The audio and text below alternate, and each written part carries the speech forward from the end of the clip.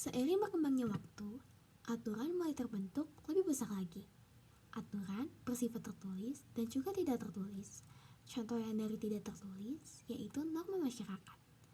Pada masa sekarang, sudah terdapat berbagai aturan yang diterapkan di hampir semua negara, baik dalam bentuk tertulis maupun tidak tertulis. Namun, ada beberapa negara yang tidak mempunyai pemerintahan yang resmi, yang bertujuan dapat menjaga suatu ketertiban masyarakat. Contohnya, negara Belgia, Spanyol, dan Irlandia Utara yang berjalan berbulan-bulan bahkan tahun tanpa adanya pemerintahan yang resmi. Terdapat contoh negara lain yang merasakan dampak dari tidak adanya pemerintahan, yaitu negara Somalia. Selama belasan tahun, Somalia tidak mempunyai pemerintahan yang aktif yang dapat melindungi rakyatnya, sehingga terjadinya pertumpahan darah yang terjadi karena tidak memiliki pemerintahan yang resmi.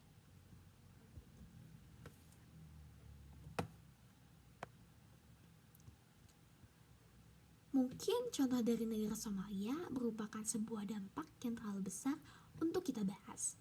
Ambil saja contoh kecil yang mungkin selama ini kurang kita sadari atau kurang kita perhatikan. Contoh kecilnya yaitu apa jadinya dunia jika tidak ada aturan berbahasa. Dunia akan berkomunikasi dengan tata bahasa yang asal-asalan, sehingga membuat orang lain bingung dan tidak mengerti apa yang sedang dibicarakan. Dari hal kecil saja bisa membuat dunia berantakan.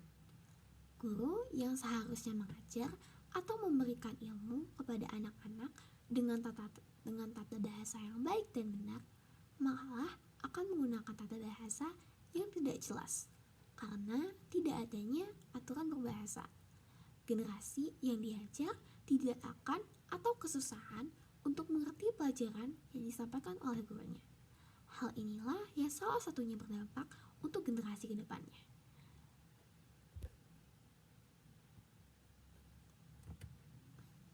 Contoh lain yaitu aturan hukum. Aturan hukum dibuat untuk mengatur perilaku manusia dalam menjaga ketertiban, keadilan, serta kedamaian.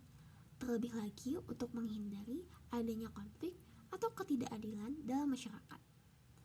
Jika seseorang melanggar aturan hukum, maka seseorang tersebut akan mendapatkan sanksi sesuai hukum yang berlaku di negaranya tersebut. Jika dunia berjalan tanpa aturan hukum, maka para pejabat negara dapat seenaknya atau dapat memanfaatkan uang rakyat untuk kepentingannya pribadi, tanpa takut ketahuan, bahkan tidak takut untuk dihukum, karena tidak ada hukum yang dapat memberi ia sebuah sanksi atau hukuman.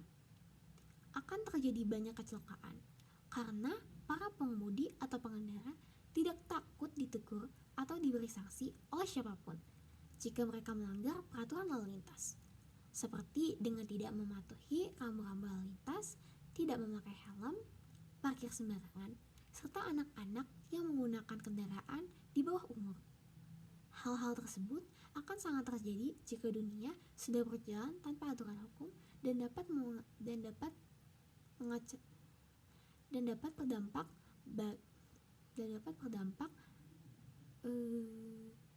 bagi kedamaian atau ketertiban negara itu.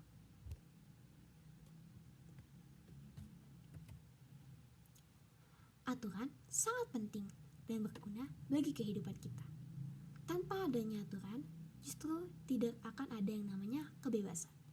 Maka dari itu, aturan harus dibuat secara benar, tepat, dan adil, sehingga tidak dengan sengaja menguntungkan salah satu pihak. Sehingga manfaat dari aturan tersebut, yaitu kebebasan, juga bisa dirasakan oleh semua orang.